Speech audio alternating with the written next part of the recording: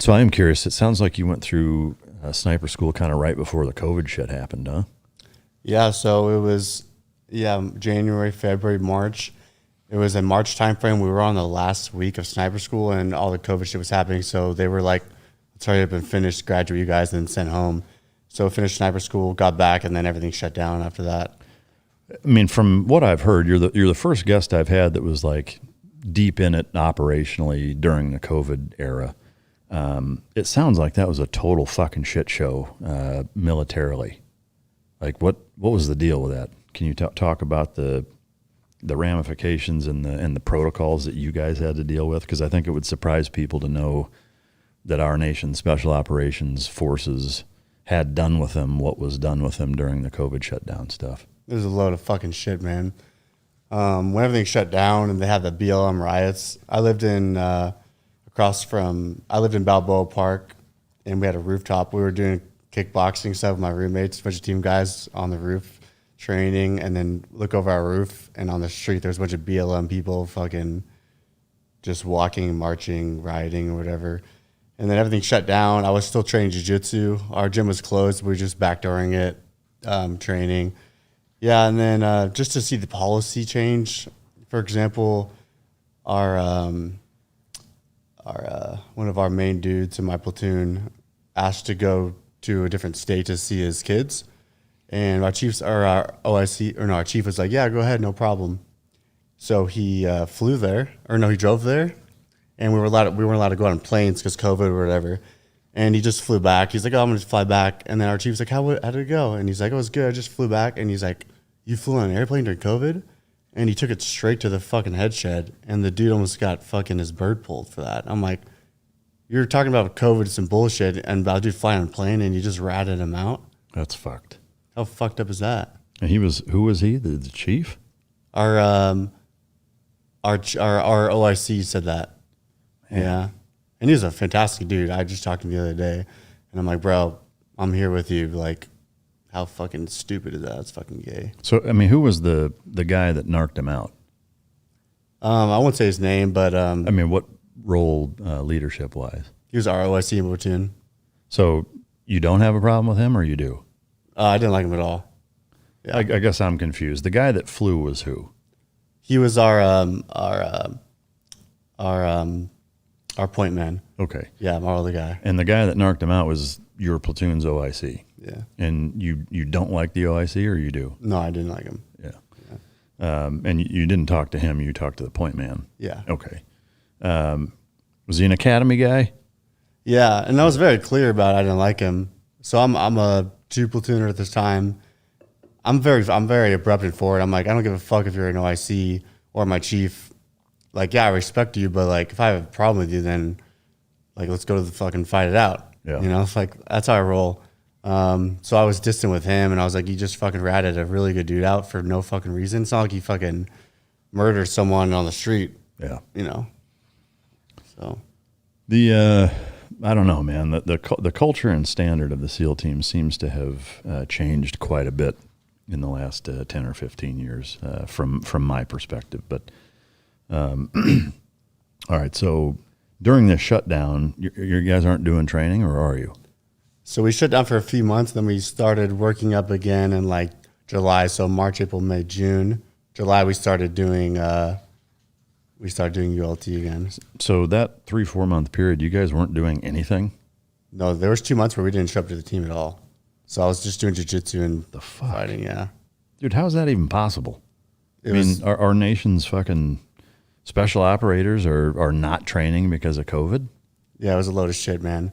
And I mean, was buds going on still?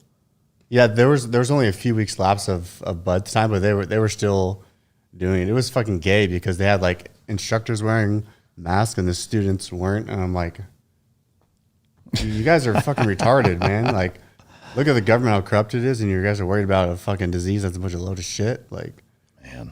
But after that few month break, it started getting a little more normalized until the vaccination shit started coming. Yeah. Did you get vaccinated? No comment? No, I'll comment because fuck them. Yeah. I was on deployment in Yemen just to forward track. And basically they were saying the whole military, get vaccinated or you're going to get kicked out. and we're on deployment, and they're like, get vaccinated or get sent home. And I was like, I'm not getting vaccinated. Fuck you guys. I'm like, cool. I'm like, give me a fucking plane then. Because I'm like, I stand up for what I believe in. And I ended up getting, let's say this because I don't rather do it out. I ended up getting a COVID shot. That wasn't a COVID shot? Yeah, exactly. Yeah. So I got it on paper. Yeah, the old pencil whip. Yeah. If you were to guess, what percentage of active duty spec ops guys had that happen, do you think? Said that they got it, but really didn't? A pretty good amount, and we kept it very under the covers with the medic that was doing for us. We're like, this is between us, bro. And he's what a fucking good dude. And he wasn't a SEAL, he was just a corpsman. I'm like, we got your back, bro. Like, we'll take this to the grave. I mean, it was the same shit. Like, prior to going into Iraq, initially they did smallpox and anthrax, and I didn't get the smallpox shot. I was like, no, I'm not getting it. Same kind of thing. It's just they're like, fucking whatever. We'll say you have an allergy or whatever. And but man, that's wild. So all right, so you go back, things start to settle down a little bit. You end up deploying to Yemen, and so this is your last deployment. How did that deployment go? So right before I went to Yemen, March 2021, my father, addiction runs in our family. My dad was going through a lapse of addiction with methamphetamine. So he was pretty bad with drugs during that time. And the same time my sister was diagnosed with Crohn's disease. So she went from 180 pounds to 80 pounds. Holy shit. And so she moved back home with my parents, the same place where my dad and the Boston Marathon pitcher. So it was my mom, my dad, and my sister. And I had a family talk with them. I was like, Dad, if I have to come back and save you from this, then I'm going to resent you for my whole entire life because I'm leaving. I'm point man now, so I have a big responsibility. And he said, okay, I got it. So we went to Yemen in March 2021. Yeah. So before we get into Yemen, I'd like to take a little dive into your dad's addiction. Was that something that growing up that you ever saw or knew about? Did it happen when you were a kid? So I wouldn't say he's a drug addict. What happens is he'll have lapses of sobriety, like years, like 3-4 years of sobriety. And then he'll find that drug niche and he'll go on benders. So in high school, he raised me to be a baseball player. He's my coach. I quit baseball when I was 14 and it like fucking shattered his heart.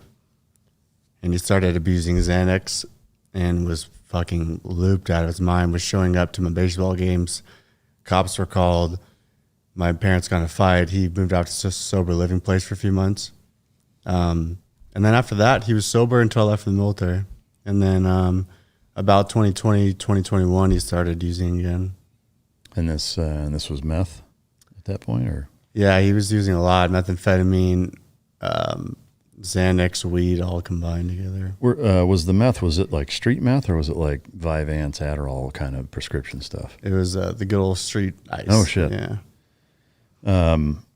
Man, that's got to be hard to grasp and deal with as a point man and getting ready to deploy. So you had that talk with him and he said, Roger that, I'll knock it off, and he did, I assume? No. So when on deployment was in Yemen.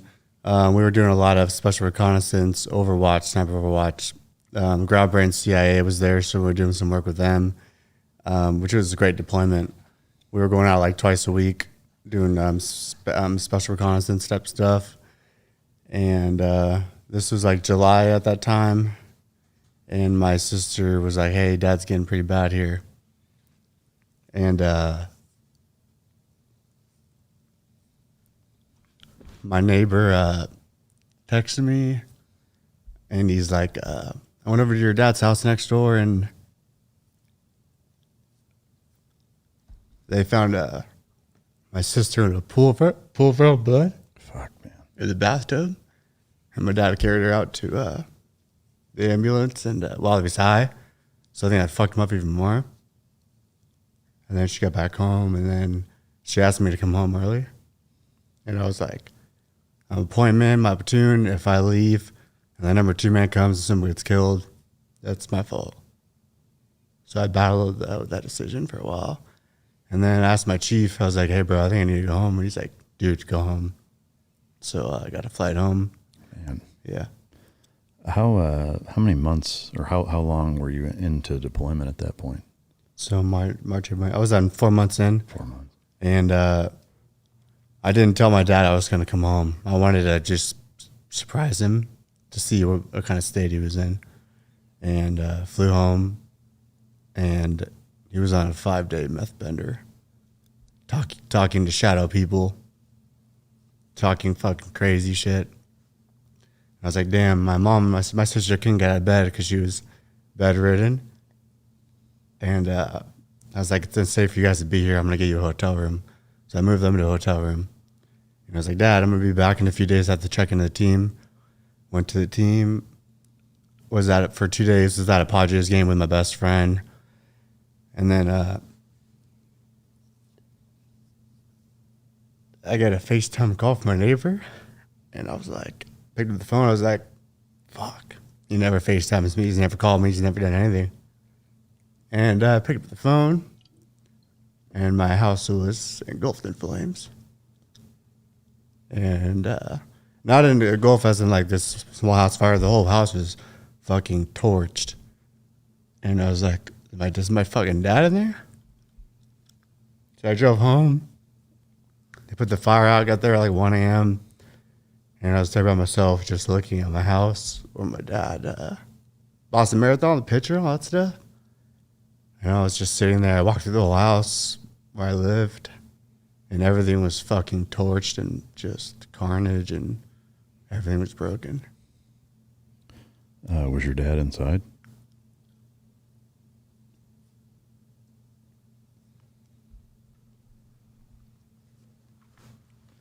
We can take a minute. Or you have to. I'm good. You could send it.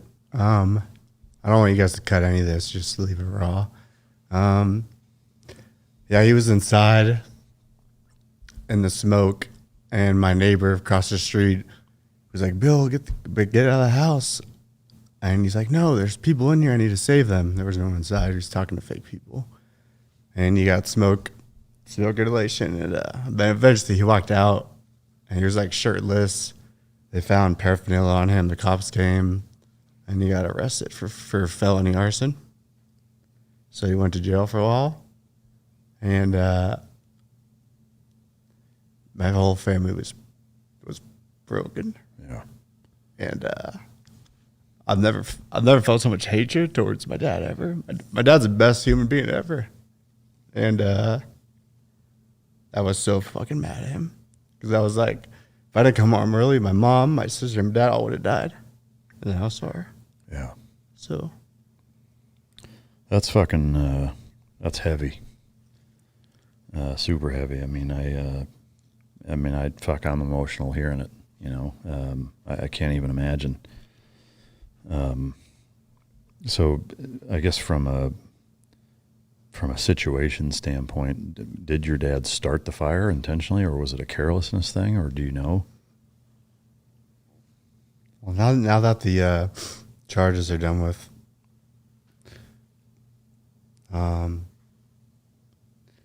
basically he was talking to people that weren't there for hours, like, get out of my house. He was talking to fake people. And for him, he was trying to smoke signal for help. That's how fucked up he was. And, yeah, he ended up lighting up house. Yeah.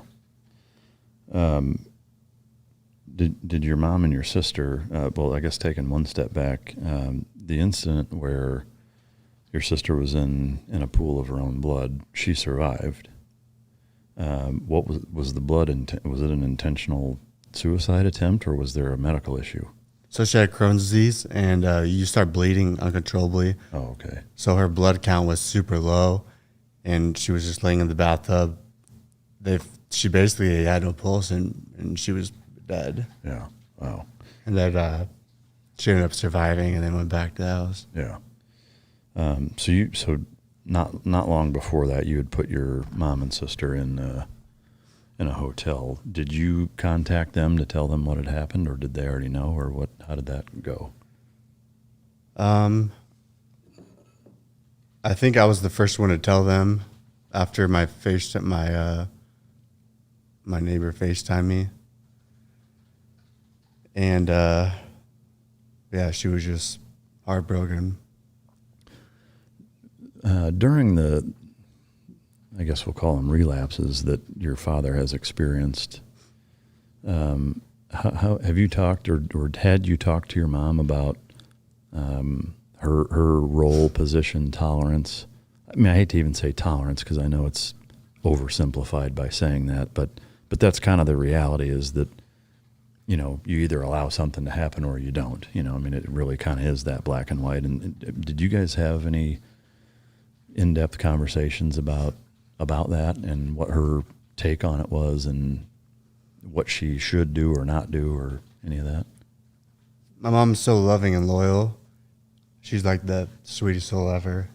She basically was ignoring the situation. When she was seeing the drug abuse stuff, she would just turn the blind eye. Oh, if I look over here, then it's not happening. So she was ignoring what's happening. And I was gone on deployments. I was in the SEAL teams. So I wasn't there to be like, Mom, you need to get out of this relationship. Yeah. So she was ignoring the problem. That was actually your advice to her, though, was you should leave your dad? Not until after. I was telling her, like, hey, Mom, like, open your eyes. And you can't shy away from the problems. You can't look away. The problem's still there. You have to face them head on, get into those uncomfortable talks and situations in order to grow and to get out of the bad stuff. Yeah. You have an older brother too, right? Any conversations with him or what, did he play any role in intervention or anything like that? In 2019, during Thanksgiving, so years prior, him and my dad got in a fight. My brother's like the nicest guy ever. So for him to get mad. Like a fist fight? Yeah, they got in a fist fight and my brother was choking him and my mom was watching. And he thought he was going to fucking kill her. My brother's a big, strong dude. And he basically was so mad at my dad that he moved states. He moved to Utah because of how mad he was. Yeah. You weren't there? No, I was on deployment or I was during ULT, but I wasn't there at the time. Man. All right. So you walk through the house. Your dad ends up getting charged with felony arson. He goes to jail. How long did he go to jail for? He was in jail for a couple months. And then I didn't have contact with him. I didn't want to talk to him. I fucking hated him. I was just focused on being there for my sister and my mom. And then eventually he got out of jail. And he has this cross that he's worn with him his whole life, his gold chain. And the police, when they arrested him, they took it away. And eventually I got it back, and I held on to it for a while. So he got out of jail. I was just doing jiu-jitsu. I signed up for 10th Planet Orange. And I was doing just jiu-jitsu twice a day, lifting. That's all I was doing, just to ground myself. And driving to jiu-jitsu in Orange, I have an uncle that's schizophrenic and homeless. And I saw him in a wheelchair, like on the corner of the street. And I was like, fuck, uncle. Talked to him, and he's so fucked up, man. He was like raped in jail and all this stuff, schizophrenic. And then I was driving home, and I saw my dad walking to the side of the street, homeless. And he looked like terrible. He was like skinny, taking like bus rides and shit. I was like, what the fuck happened, dude? So at that point, I was like, I can't abandon him, you know? So I needed to, I was like, all right, I need to help him, but I need to fix myself before I could help him. Were you still you weren't on active duty at this point? No, so I got out of my contract was November 2021, and the fire happened in August. My sister had a kid like 2 days after the house fire. Yeah.